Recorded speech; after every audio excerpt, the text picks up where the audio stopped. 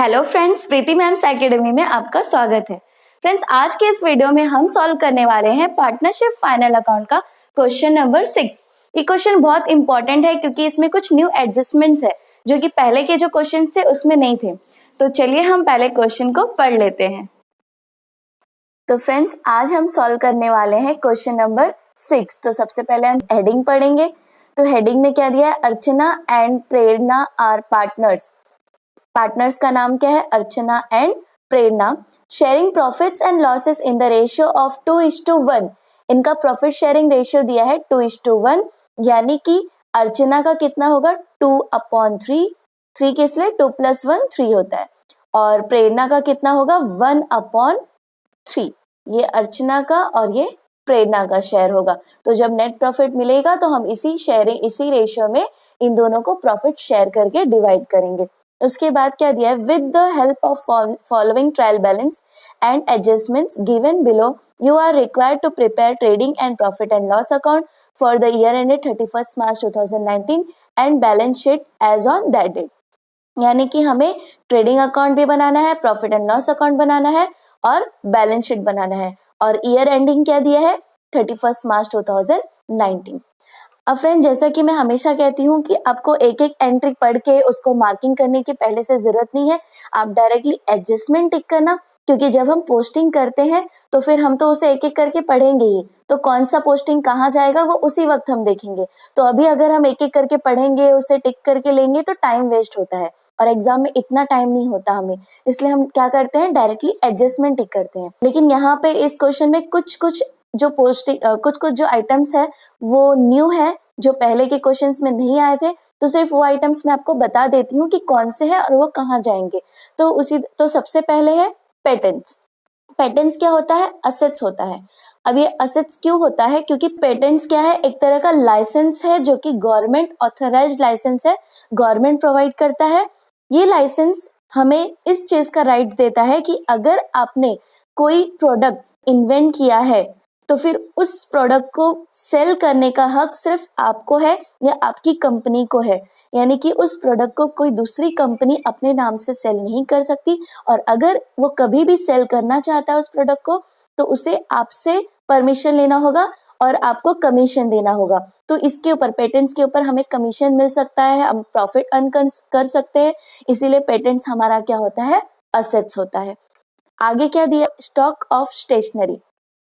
आपको जब कभी भी प्रिंटिंग एंड स्टेशनरी या फिर स्टेशनरी दिया हो तो फिर वो हमारा क्या होता है? एक्सपेंडिचर होता है, उसे हम प्रॉफिट एंड लॉस के डेबिट में लिखते हैं। लेकिन जब कभी भी आपको कोई भी चीज ऐसे स्टॉक करके दिया हो, स्टॉक ऑफ स्टेशनरी या स्टॉक ऑफ लूज टूल्स ऐसा दिया हो, तो आप समझ जाना कि ये असेट्स है, क्योंकि स्टॉक हमारा क्या होता है? असेट होता है। क्लोजिंग स्टॉक हम लिखते हैं ना असेट्स में, तो ये हमारा क्या है? असेट्स है। तो नेक्स्ट है ट्रेडमार्क। ट्रेडमार्क हमारा असेट होता है। ये असेट इसलिए होता है क्योंकि ट्रेडमार्क एक सिंबल है या फिर एक लोगो है जो कि ये प्रूफ करता है कि वो ट्रेडमार्क, वो प्रोडक्ट आपकी कंपनी के ब्रांड का है, मतलब आपकी ही कंपनी का है। और वो सेम प्रोडक्ट उसी तरह का, सेम कलर या साइज या शेप कोई और यूज नहीं कर सकता अपने प्रोडक्ट पे। नहीं, सेम नाम या फिर सेम जो कलर, साइज या डिजाइन है सेम नहीं यूज कर सकता। और अगर वो यूज करता है तो उसे आपसे क्या लेना होगा? परमिशन, और आपको कमीशन देना होगा। तो इसके ऊपर भी हमें क्या मिलता है? प्रॉफिट मिलता है, प्रॉफिट जनरेट हो सकता है। तो इसलिए ये भी हमारा क्या है? असेट है। और बाकी सब तो कॉमन एंट्रीज है, ये सब आपको ऑलरेडी पता है, और जब मैं सम एक्सप्लेन करूंगी तभी भी आपको एक्सप्लेन करूंगी कि कहाँ जाएगा। उसके बाद इस साइड आप देख लीजिए, इस साइड अदर लोन्स करके दिया है। जब कभी भी क्वेश्चन में किसी भी तरह का लोन्स दिया हो तो वो हमेशा लायबिलिटीज में ही जाएगा। उसके बाद नेक्स्ट है रिजर्व फंड, ये लायबिलिटी में जाएगा।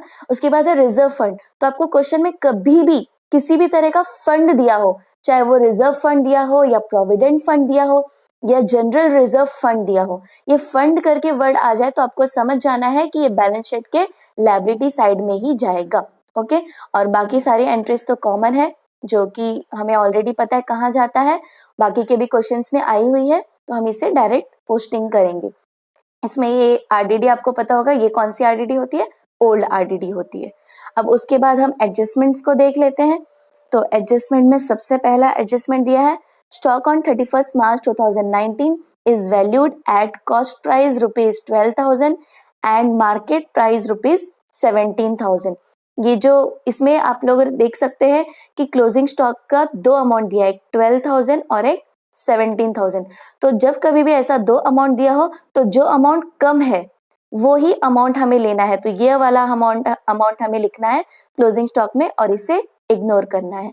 और क्लोजिंग स्टॉक का कहाँ कहाँ इफेक्ट जाता है, एक तो ट्रेडिंग अकाउंट के क्रेडिट में और दूसरा बैलेंस शीट के असेट में।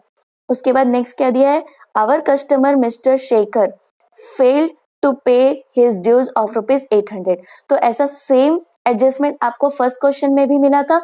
जब कभी भी आपको दिया हो customer fail to pay his dues या फिर कस्टमर ने अपना ड्यू या डेब्ट्स नहीं भरा, ठीक है, इंसॉल्वेंट हो गया या फिर वो भरना भूल गया, ये जो भी है, तो हमेशा आपको समझ जाना है कि कस्टमर कौन होते हैं, हमारे डेटर्स। ये हमारे डेटर्स होते हैं, ये हमारे डेटर्स होते हैं।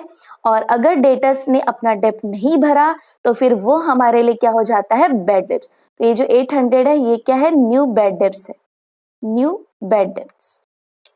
तो न्यू बैड डेब्ट्स के लिए हमें कुछ भी मार्किंग करने की जरूरत नहीं है क्योंकि इसका हम फॉर्मेट बनाते हैं। सबसे पहले तो ये डेटर्स में से क्या होगा, लेस होगा, क्योंकि 800 रुपए हमें डेटर्स का नहीं मिलेगा तो ये लेस होगा। और दूसरा ये हमारा बैड डेब्ट्स हो गया है, तो जो ओल्ड बैड डेब्ट्स होगा उसमें हम इसे ऐड कर देंगे। तो डेटर्स का और बैड डेब्ट्स का हम पहले से ही फॉर्मेट बना के रखते हैं। मैं हमेशा आपको बताती हूँ हर क्वेश्चन में कि फॉर्मेट आपको पहले से बनाना है और क्या फॉर्मेट है वो भी मैंने बताया है। और बैड डेब्ट्स का अलग से मैंने एक वीडियो भी बनाया है जिसमें बैड डेब्ट्स रिलेटेड सारे जो भी एंट्रीज होते हैं और एडजस्टमेंट्स होते हैं सब एक्सप्लेन किया है मैंने। बस एक बार वो वीडियो देख लीजिए, आपको बैड डेब्ट्स रिलेटेड जो भी एडजस्टमेंट्स होते हैं उसमें कभी कोई डाउट नहीं आएगा। आप प्लीज उसे देख लीजिएगा। तो इसके लिए हमें कुछ भी टिक करने की जरूरत नहीं है, ये हमारे उस फॉर्मेट में चला जाएगा। उसके बाद नेक्स्ट क्या है, third, 1/8 of patents are to be written off, यानी कि पेटेंट जो है उसका 1/8% हमने यूज कर लिया है तो फिर वो हमें क्या कर देना है, राइट ऑफ। राइट ऑफ क्या है, उसका एंट्री सेम डेप्रिसिएशन की ही तरह होता है। ओके, तो फिर ये हम पेटेंट्स पे टिक कर लेंगे, पेटेंट्स यहाँ दिया है इससे हम टिक करके लेंगे और इसका एंट्री क्या होगा, पहले तो ये पेटेंट से लेस होगा, लेस फ्रॉम पेटेंट्स, और इसका दूसरा इफेक्ट कहाँ जाएगा, प्रॉफिट एंड लॉस के डेबिट साइड में। उसके बाद नेक्स्ट दिया है fourth adjustment, a part of furniture rupees 5,000 is purchased on 1 अक्टूबर 2018। ये इंफॉर्मेशन है, आपको ये बताया गया है कि ये जो फर्नीचर था, फर्नीचर कितना हमें दिया हुआ है, फर्नीचर हमें दिया है 13,000। तो ये जो 13,000 है, इस 13,000 में से दो पार्ट करना है आपको, एक तो 5,000 का और दूसरा बच गया कितना, 8,000। तो दूसरा 8,000 का। तो ये जो 5,000 वाला जो फर्नीचर है ये कब लिया गया है, ये लिया गया है 1 अक्टूबर 2018 को। तो 1 अक्टूबर 2018 से लेके हमारा जो ईयर एंडिंग है 31 मार्च 2019, ये जो हमारा ईयर एंडिंग है, यहाँ तक कितने मंथ्स हो रहे हैं, 6 मंथ्स हो रहे हैं। आप काउंट कर लेना, 6 मंथ्स हो रहे हैं। तो ये जो 5,000 है, ये 5,000 का जो फर्नीचर है ये 1 अक्टूबर को लिया गया है। तो 1 अक्टूबर से हमारा जो ईयर एंडिंग है 31 मार्च 2019, वहां तक 6 मंथ्स हो रहे हैं, 6 मंथ्स हो रहे हैं। तो इसलिए जब भी हम फर्नीचर के ऊपर डेप्रिसिएशन चार्ज करेंगे यहाँ, तो इस 5,000 के ऊपर हम चार्ज करेंगे 6 मंथ्स के लिए। कितना परसेंट बोला है डेप्रिसिएशन फर्नीचर पे, हमें 5% बोला गया है। तो हम यहाँ लिखेंगे 5/100 इंटू 6/12, क्योंकि 6 मंथ्स के लिए इस पे चार्ज करना है।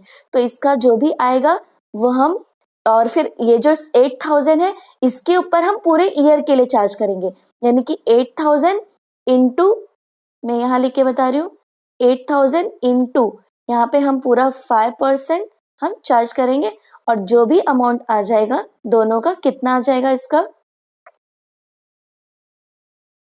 तो ये आ जाएगा 125 और इसका जब हम कैलकुलेट करेंगे तो इसका आ जाएगा 400। तो जब हम डेप्रिसिएशन फर्नीचर से डिडक्ट करेंगे तो ये 125 प्लस 400 दोनों को हम प्लस कर देंगे, 125 प्लस 400, तो दोनों का कितना आ जाएगा 525। तो फर्नीचर से हम डेप्रिसिएशन कितना डिडक्ट करेंगे, 525 रुपीज। तो यहाँ पे तो ये एडजस्टमेंट हमने पढ़ लिया। उसके बाद नेक्स्ट दिया है depreciation on land and building 10% and on furniture 5%। तो बिल्डिंग को हम टिक कर लेते हैं। बिल्डिंग कहाँ दिया है? तो बिल्डिंग कहाँ दिया है? यहाँ। तो ये हमने बिल्डिंग, लैंड एंड बिल्डिंग को टिक कर लिया। और दूसरा हमें फर्नीचर के ऊपर दिया है, तो फर्नीचर पे तो हमने देखा कि किस तरह से कैसे कैलकुलेट करना है डेप्रिसिएशन, क्योंकि 6 मंथ पहले परचेस हुआ था फर्नीचर का 5000 का। तो फर्नीचर को हम टिक कर लेते हैं। तो यहाँ फर्नीचर है, हमने इसे टिक कर लिया। डेप्रिसिएशन हमने कैलकुलेट कर लिया, इसका कितना आएगा, ये अमाउंट आएगा। उसके बाद नेक्स्ट आगे क्या दिया है? 6th adjustment, outstanding expenses wages 300 and electricity charges 200। तो ये आउटस्टैंडिंग वेजेस हमें पता है, वेजेस और इलेक्ट्रिसिटी दिया है, ये कहाँ कहाँ जाता है इसका इफेक्ट? पहले तो ये ऐड होगा, वेजेस में ऐड होगा, और दूसरा इफेक्ट कहाँ जाता है? लायबिलिटी में, तो बैलेंस शीट के लायबिलिटी में।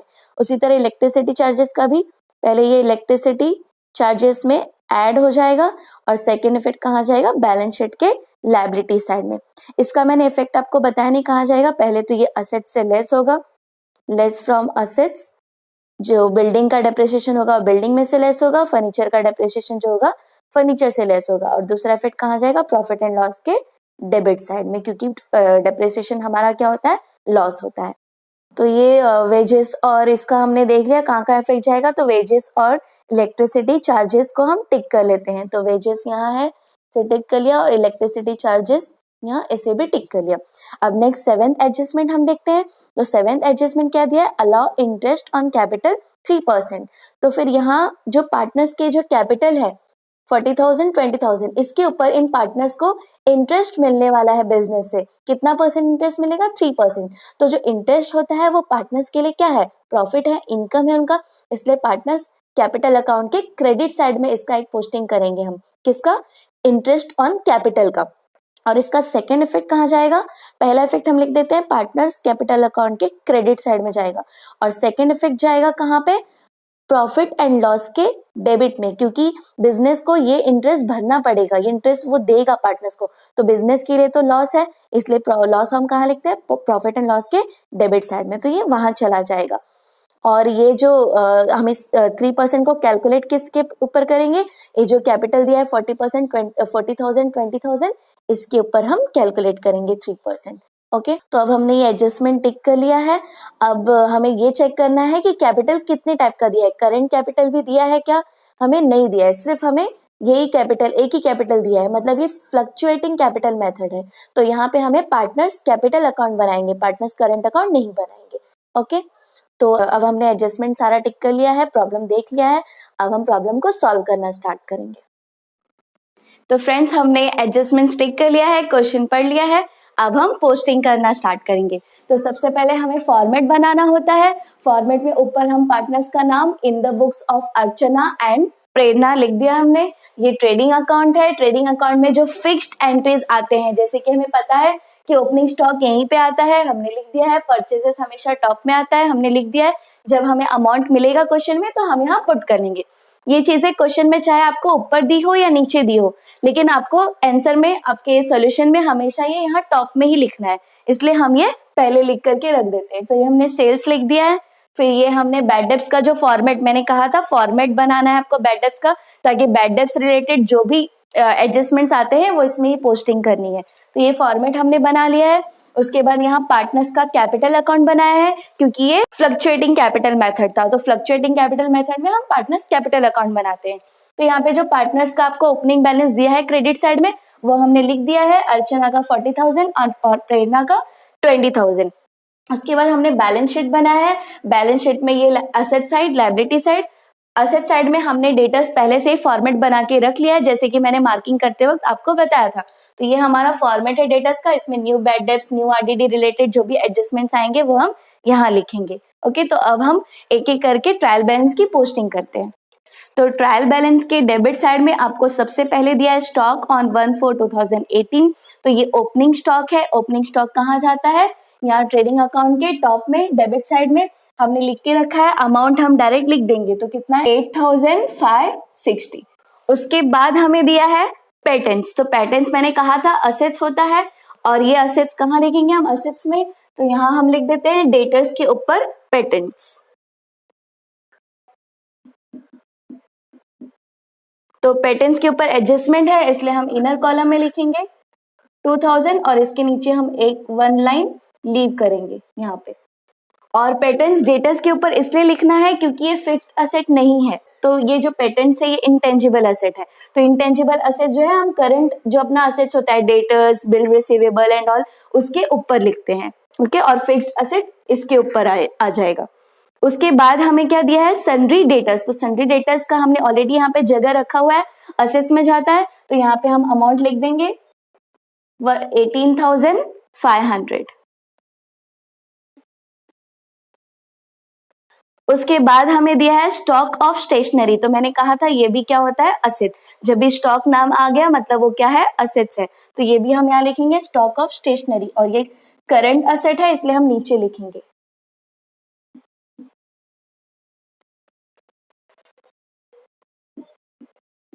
ये करंट असेट इसलिए कहते हैं हम, करंट असेट का मतलब क्या होता है जो 1 ईयर से ज्यादा तक बिजनेस में नहीं रहता। तो किसी भी तरह का स्टॉक है तो 1 ईयर से ज्यादा तो नहीं टिकेगा, वो तो खत्म हो जाएगा, तो उन सबको हम क्या कहते हैं करंट असेट्स।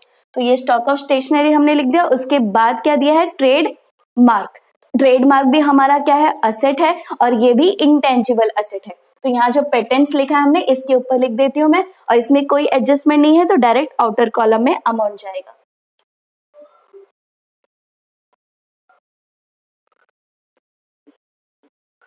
उसके बाद दिया है हमें बिल्स रिसीवेबल। तो बिल्स रिसीवेबल यहाँ हम डेटर्स के बाद इसके बाद हम लिख देते हैं ये भी हमारा असेट है, तो यहाँ पे आ जाएगा बिल्स रिसीवेबल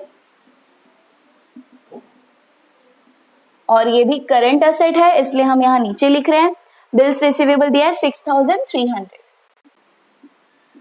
अगर ये बिल रिसीवेबल आपने डेटर्स के ऊपर लिखा तो भी चलता है, यहाँ जगह नहीं बचा है, यहाँ पेटेंट्स में एडजस्टमेंट है इसलिए मैंने नीचे लिख दिया है। उसके बाद क्या लिखा है, उसके बाद दिया है इलेक्ट्रिसिटी चार्जेस। इलेक्ट्रिसिटी चार्जेस आता है प्रॉफिट एंड लॉस के डेबिट में क्योंकि ये इनडायरेक्ट एक्सपेंडिचर है, तो हम यहाँ लिखेंगे टू इलेक्ट्रिसिटी चार्जेस और इसके ऊपर एडजस्टमेंट है इसलिए हम इनर कॉलम में लिखेंगे और यहाँ 1 लाइन लीव कर देंगे एडजस्टमेंट के लिए। उसके बाद हमें दिया है वेजेस। तो वेजेस कहाँ जाता है ट्रेडिंग अकाउंट के डेबिट में, ये डायरेक्ट एक्सपेंडिचर है, तो हम यहाँ लिखेंगे टू वेजेस और वेजेस पे एडजस्टमेंट है तो अमाउंट हम इनर कॉलम में लिख देंगे 950 और 1 लाइन लीव कर देंगे एडजस्टमेंट के लिए। उसके बाद दिया हीटिंग एंड लाइटिंग। ये हीटिंग एंड लाइटिंग कहाँ यूज होता है फैक्ट्री में, फैक्ट्री रिलेटेड खर्चा है, तो फैक्ट्री रिलेटेड जो भी एक्सपेंडिचर होता है वो भी ट्रेडिंग अकाउंट के डेबिट में जाता है, तो हम यहाँ लिखेंगे टू हीटिंग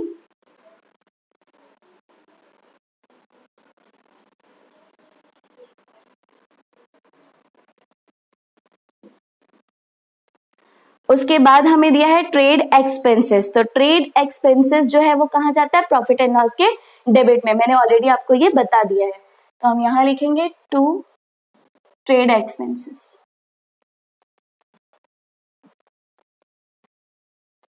ट्रेड एक्सपेंसेस हमें दिया है 850। उसके बाद हमें दिया है सेल्स रिटर्न। तो सेल्स रिटर्न हमने ऑलरेडी सेल्स के नीचे स्पेस छोड़ा है, रिटर्न्स मार्क करते हैं, तो सेल्स रिटर्न के लिए हमने जगह छोड़ा है, यहाँ पे हम अमाउंट पुट कर देंगे सेल्स रिटर्न का, कितना है 400। उसके बाद हमें क्या दिया,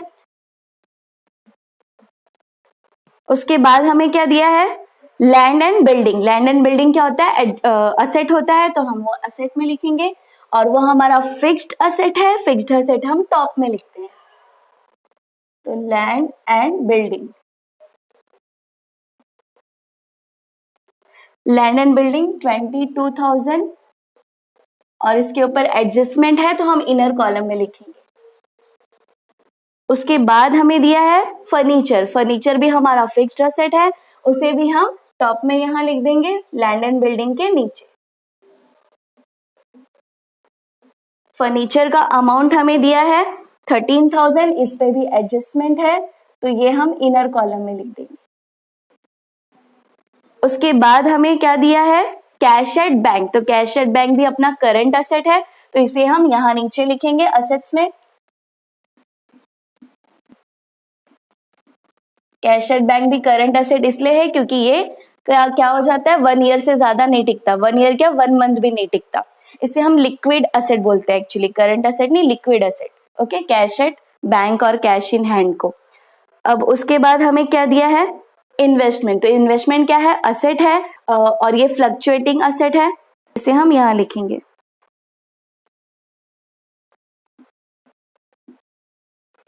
इन्वेस्टमेंट दिया है 7,500। उसके बाद दिया है हमें ड्राइंग्स। तो ड्राइंग्स कहाँ जाता है, पार्टनर्स कैपिटल अकाउंट के डेबिट में, क्योंकि पार्टनर्स इसे विड्रॉ करते हैं, यानी कि वो रिसीवर है और रिसीवर जब कोई होता है तो हम उसे डेबिट करते हैं, इसलिए ड्राइंग्स हमेशा पार्टनर्स कैपिटल अकाउंट को डेबिट करता है। तो यहाँ लिखेंगे टू ड्राइंग्स। ड्राइंग्स दिया है हमें अर्चना का 1,200 और प्रेरणा का 900। उसके बाद हमें दिया है बैड डेब्ट्स। तो बैड डेब्ट्स ये जो ट्रायल बैलेंस में होता है वो हम यहाँ अपने फॉर्मेट में यहाँ लिखते हैं बैड डेब्ट्स के यहाँ, तो यहाँ पे हम लिख देंगे 200 दिया है। उसके बाद हमें दिया है परचेसेस। तो परचेसेस के लिए हमने यहाँ जगह छोड़ा है ऑलरेडी, यहाँ हम अमाउंट पुट कर देंगे परचेसेस का 23,700। और जैसा कि आप देख सकते हैं कि परचेसेस हमें क्वेश्चन में लास्ट में दिया था, लेकिन हमें कहाँ लिखना होता है, टॉप में, इसलिए हमने पहले से ही लिख के रखा था नाम। तो ये हमने डेबिट साइड का सारा एंट्रेस कर दिया है, अब हम क्रेडिट साइड का एंट्रेस पोस्ट करेंगे। तो पहले क्या दिया है, कैपिटल। कैपिटल का ओपनिंग हमने ऑलरेडी यहाँ पर लिख करके रख दिया है। उसके बाद अदर लोन्स। तो अदर लोन्स कहाँ जाता है, लायबिलिटीज में, तो यहाँ लिखेंगे हम लायबिलिटीज में। हम ऊपर से पहले 4 लाइन छोड़ देंगे क्योंकि जो बैलेंसिंग फिगर आएगा, हमारा जो आंसर आएगा वो यहाँ पे पोस्ट करना होता है। तो 4 लाइन छोड़ के हम लिखेंगे अदर लोन्स।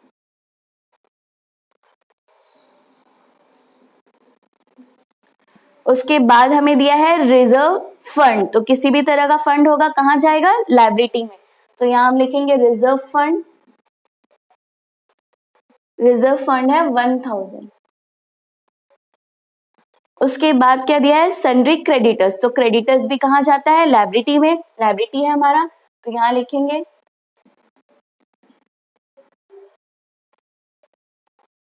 17,500 sundry creditors. उसके बाद यह है बिल्स पेबल। तो बिल्स पेबल क्या है, ये भी हमारा लायबिलिटी होता है, तो ये भी हम लायबिलिटी में लिखेंगे बिल्स पेबल।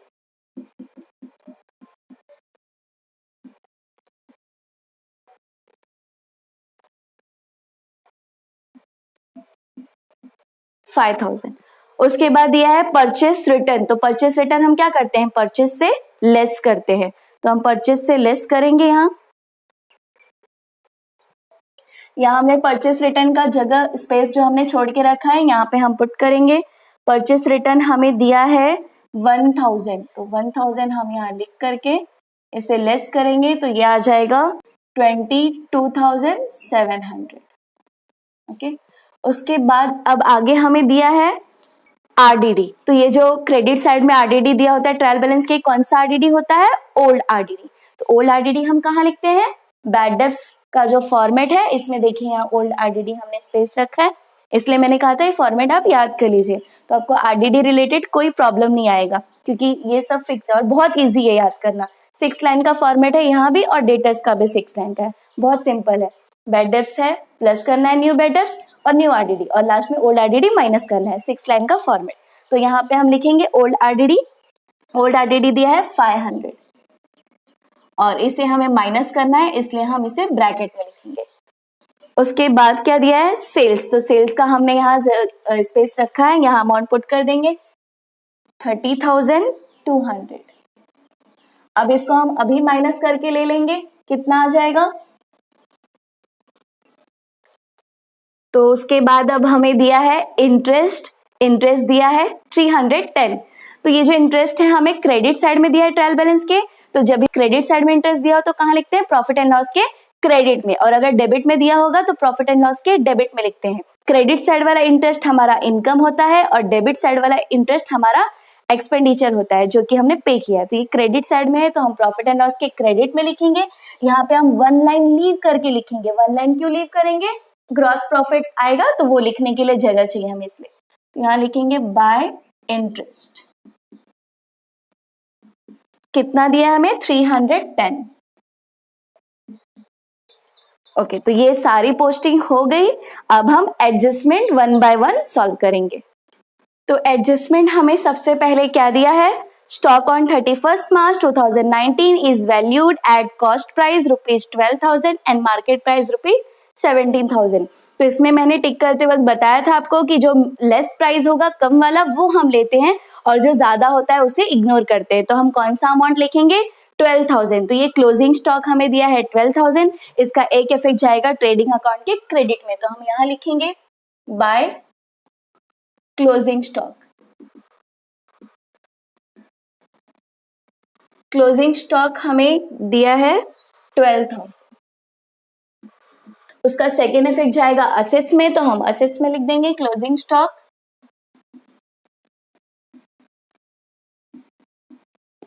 12,000।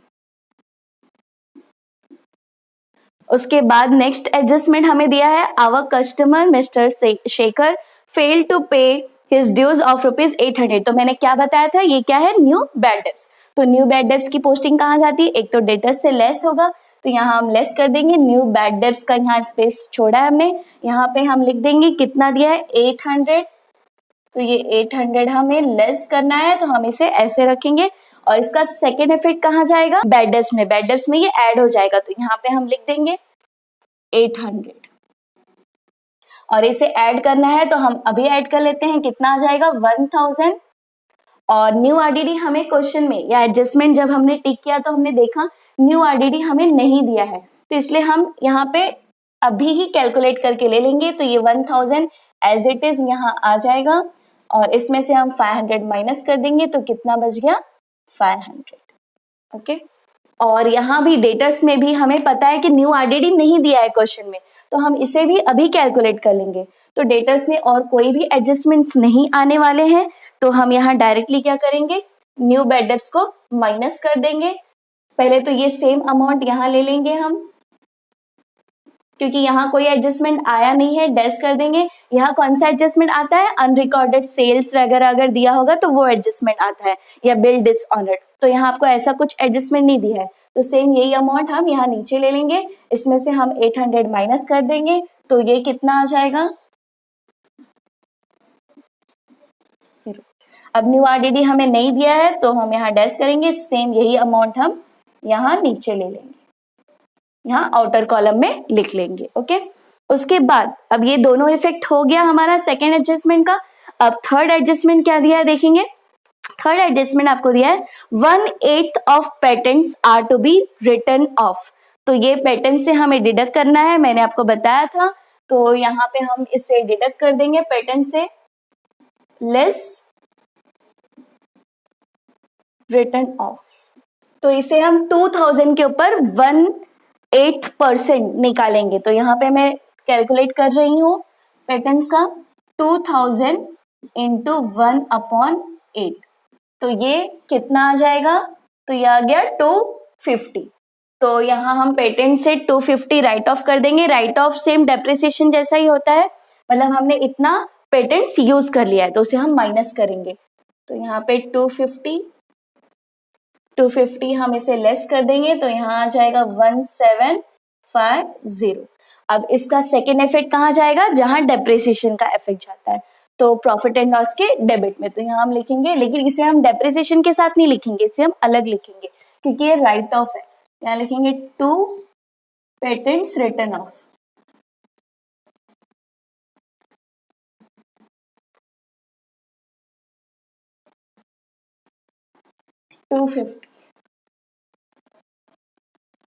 उसके बाद हमें इसका दोनों इफेक्ट हमने लिख दिया। अब उसके बाद हमें नेक्स्ट एडजस्टमेंट क्या दिया है? A part of furniture ₹5,000 is purchased on 1 अक्टूबर 2018। ये मैंने ऑलरेडी आपको बता दिया है कि इसे कैसे करना है, ये इंफॉर्मेशन दिया है डेप्रिसिएशन ऑन फर्नीचर के लिए। तो नेक्स्ट फिफ्थ एडजस्टमेंट हम पढ़ते हैं। Depreciation on land and building at 10% and on furniture 5%। तो पहले लैंड एंड बिल्डिंग पे 10% डेप्रिसिएशन हम निकालते हैं। तो लैंड एंड बिल्डिंग 22,000 है, इसका 10% कितना हो जाएगा, यहाँ पे हम पहले लिखेंगे डेप्रिसिएशन लैंड एंड बिल्डिंग पे 10% का डेप्रिसिएशन है, तो 22% का जब हम 10% निकालेंगे तो कितना आ जाएगा, 22,000 इंटू 10/100, तो ये कितना आ जाएगा 2,200। ओके, तो यहाँ हम लिख देंगे 2,200 और इसे भी हम लेस करेंगे तो यहाँ पे आ जाएगा 19,800। ओके, अब ये हमने डेप्रिसिएशन जो लिखा है इसका सेकेंड इफेक्ट जाएगा प्रॉफिट एंड लॉस के डेबिट में, लेकिन फर्नीचर पे भी डेप्रिसिएशन है तो पहले हम वो भी लिख देते हैं। तो यहाँ हम लिखेंगे लेस डेप्रिसिएशन। तो डेप्रिसिएशन पे कितना फर्नीचर हमने ऑलरेडी कैलकुलेट किया है, एक तो 6 मंथ 5,000 के ऊपर 6 मंथ के लिए और जो बाकी 8,000 बच गया उसके ऊपर पूरे साल के लिए, क्योंकि 5,000 का जो फर्नीचर था वो हमें कहा है कि 1 अक्टूबर को खरीदा है, तो हमने दो अलग अलग डेप्रिसिएशन चार्ज किया था, उसे ऐड किया था। तो ऐड करने के बाद कितना आया था 525, तो ये हम यहाँ पे 525 लिख देंगे और इसे भी हम माइनस कर देंगे, तो ये आ जाएगा 12475। अब इसका हम सेकेंड इफेक्ट दोनों depreciation land and building and furniture का दोनों के डेप्रिसिएशन का सेकेंड इफेक्ट करते हैं। तो डेप्रिसिएशन का सेकेंड इफेक्ट कहाँ जाता है, प्रॉफिट एंड लॉस के डेबिट में। डेप्रिसिएशन हमारा लॉस होता है, डेप्रिसिएशन या रिटर्न ऑफ ये सब हमारा लॉस है, इतना हमने यूज कर लिया है, इसकी वजह से उसकी उतनी वैल्यू कम हो गई है, तो वो हम कहाँ लिखते हैं प्रॉफिट एंड लॉस के डेबिट में। तो यहाँ लिखेंगे टू डेप्रिसिएशन, दो चीजों पे डेप्रिसिएशन है इसलिए ऐसे लिख के हम एक एक करके लिखेंगे। To depreciation on land and building और दूसरा किस पे, फर्नीचर। लैंड एंड बिल्डिंग का 2,200, फर्नीचर का 525, दोनों को हम ऐड कर देंगे तो यहाँ आ जाएगा 5272, तो ये 2,725 रुपीज आ गया। उसके बाद अब नेक्स्ट एडजस्टमेंट हम देखते हैं क्या दिया है, आउटस्टैंडिंग एक्सपेंसेस वेजेस ₹300। तो ये आउटस्टैंडिंग हम क्या करते हैं, ऐड करते हैं, तो वेजेस में हम ऐड करेंगे 300, यहाँ पर आउटस्टैंडिंग वेजेस 300, तो ये ऐड करके कितना आ जाएगा 1,250। उसके बाद हमें दिया है आउटस्टैंडिंग इलेक्ट्रिसिटी चार्जेस 200, तो आउटस्टैंडिंग यहाँ भी हम ऐड करेंगे। आउटस्टैंडिंग मतलब हमें देना बाकी है, वो खर्चा बाकी है उतना देना, तो ऐड करते हैं हमेशा, तो यहाँ पे हम ऐड कर देंगे प्लस आउटस्टैंडिंग इलेक्ट्रिसिटी चार्जेस।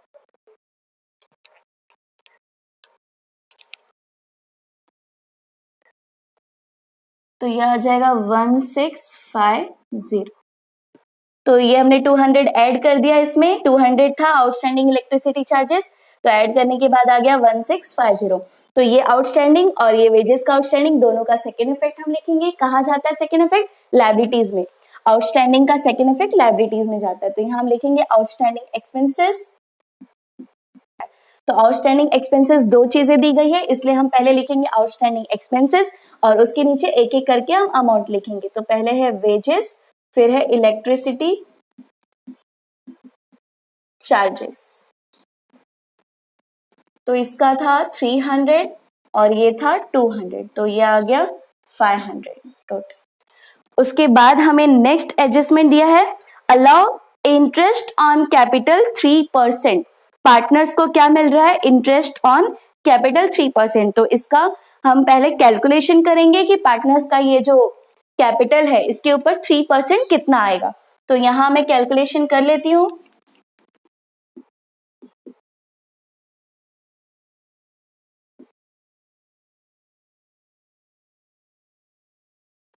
तो ये हमने कैलकुलेशन कर लिया है। ये अर्चना का आ गया 3%, उसके कैपिटल का 1200 और प्रेरणा का 20,000 था कैपिटल, तो उसका 3% आ गया 600। तो पार्टनर्स को जब इंटरेस्ट मिलता है तो उसका इफेक्ट कहाँ जाता है, पहले तो पार्टनर्स के कैपिटल अकाउंट के क्रेडिट साइड में लिखेंगे पहला effect bye interest on capital. तो अर्चना को मिल रहा है 1200 और प्रेरणा को मिल रहा है 600। अब इसका सेकेंड इफेक्ट बिजनेस के लिए क्या है, ये एक्सपेंडिचर है, तो सेकेंड इफेक्ट जाएगा प्रॉफिट एंड लॉस के डेबिट में, एक्सपेंडिचर क्योंकि हम यही लिखते हैं। तो टू इंटरेस्ट ऑन कैपिटल, ऐसे लिख के हम यहाँ पार्टनर्स का नाम लिखेंगे,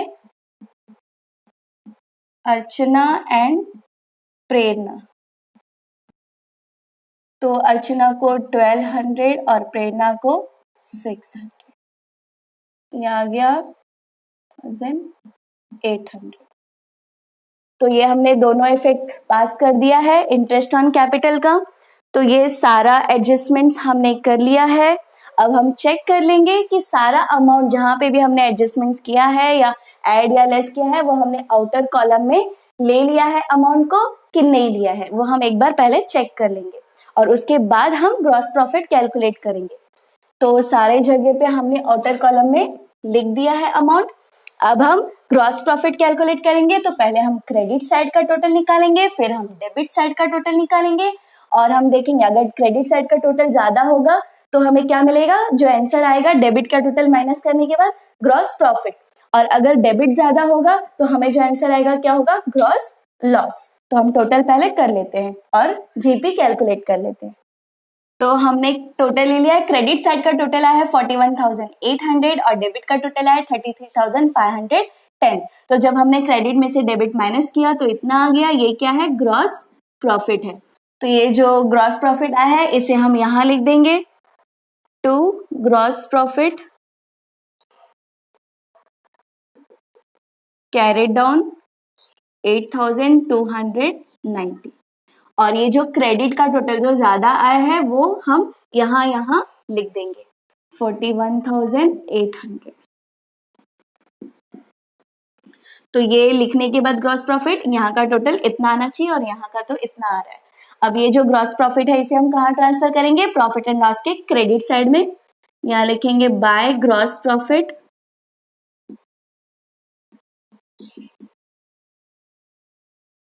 ब्रॉट डाउन, कितना है 8,290। तो यहाँ लिखेंगे 8,290।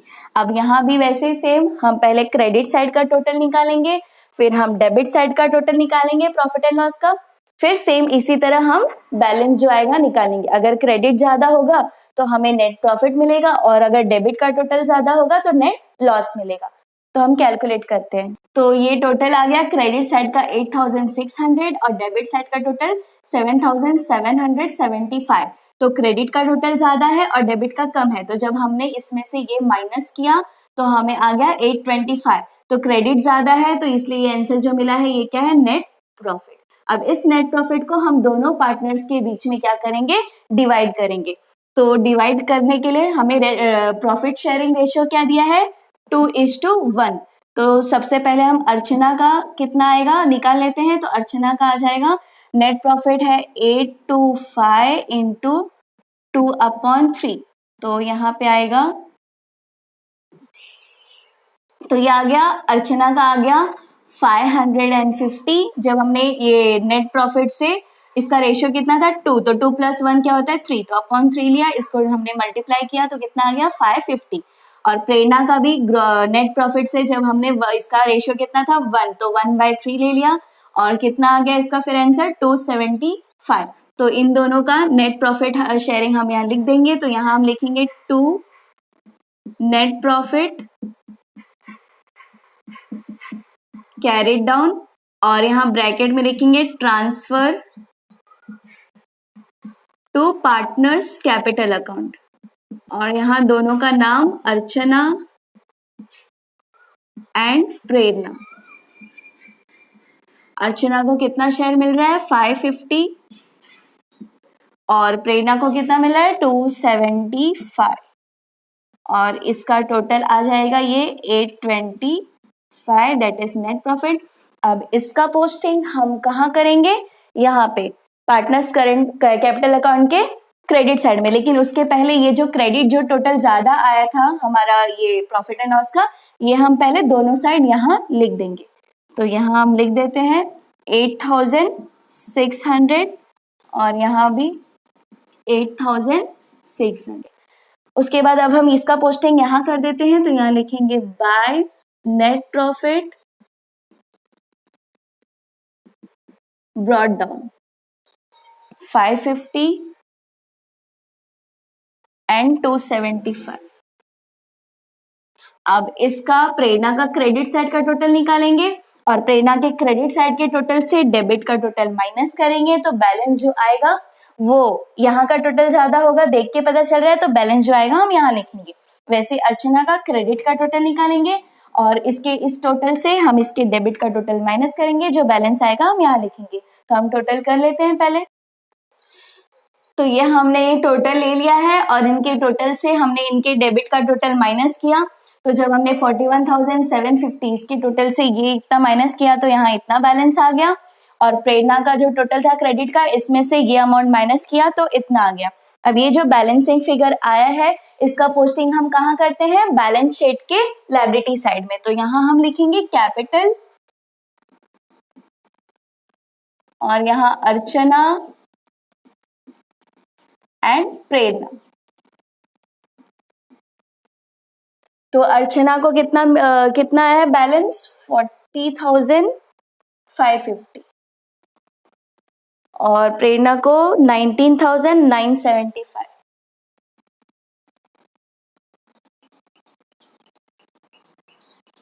तो ये इनका नेक्स्ट ईयर का ओपनिंग कैपिटल बन जाएगा। तो इसका हम टोटल ले लेते हैं, कितना हो जाएगा टोटल 60,525। अब इसका जो लायबिलिटी साइड का टोटल है और असेट साइड का टोटल है वो दोनों हम निकालेंगे और वो दोनों टोटल सेम आना चाहिए, मैच होना चाहिए, तो अपना आंसर सही होगा। तो यहाँ का टोटल कितना आ जाएगा, तो फ्रेंड्स ये हमने टोटल ले लिया है लायबिलिटीज का और एसेट्स का, टोटल आ गया है 87,525 दोनों साइड का। तो ये आंसर टैली हो गया, हमारा आंसर करेक्ट है। तो ये था आज हमने सॉल्व किया क्वेश्चन नंबर 6। अब नेक्स्ट वीडियो में हम सॉल्व करेंगे क्वेश्चन नंबर 7। और ये जो क्वेश्चन हमने सॉल्व किया है या फिर पहले के जो भी क्वेश्चन हमने सॉल्व किए क्वेश्चन नंबर 1 से लेकर के 6 तक, इसमें से आपको किसी में भी कुछ भी डाउट हो तो आप मुझे कमेंट सेक्शन में पूछ सकते हैं। ये जो हमने क्वेश्चन सॉल्व किया, हो सकता है कि आपके कॉलेज में थोड़ा डिफरेंट मेथड बताएं, यहाँ पार्टनर्स कैपिटल ना बना के डायरेक्ट ये पोस्टिंग जो है इसका यहाँ लायबिलिटीज में कर दे। हर किसी टीचर्स का अलग अलग मेथड होता है, लेकिन फिर भी अगर आप इस मेथड से सॉल्व करते हैं पार्टनरशिप फाइनल अकाउंट तो आपको बहुत ईजी लगेगा और मिस्टेक्स नहीं होंगे। और फ्रेंड्स बाकी के जो भी वीडियोस है क्वेश्चन नंबर 1, 2, 3, 4, 5 उन सब का मैंने लिंक दे दिया है, और उसके अलावा आप प्लेलिस्ट भी चेक कर लेना, वहां पे भी आपको सारे क्वेश्चंस मिल जाएंगे। सारे क्वेश्चंस हमने सॉल्व कर लिए हैं क्वेश्चन नंबर 6 तक। अब आगे क्वेश्चन नंबर 7 से हम सॉल्व करेंगे। तो फ्रेंड्स होप आज का ये वीडियो आपको पसंद आया होगा। अगर आपको ये वीडियो पसंद आया है तो प्लीज इसे लाइक कीजिए, शेयर कीजिए और मेरे चैनल को सब्सक्राइब कीजिए। और जिन्होंने सब्सक्राइब कर लिया है उनका धन्यवाद।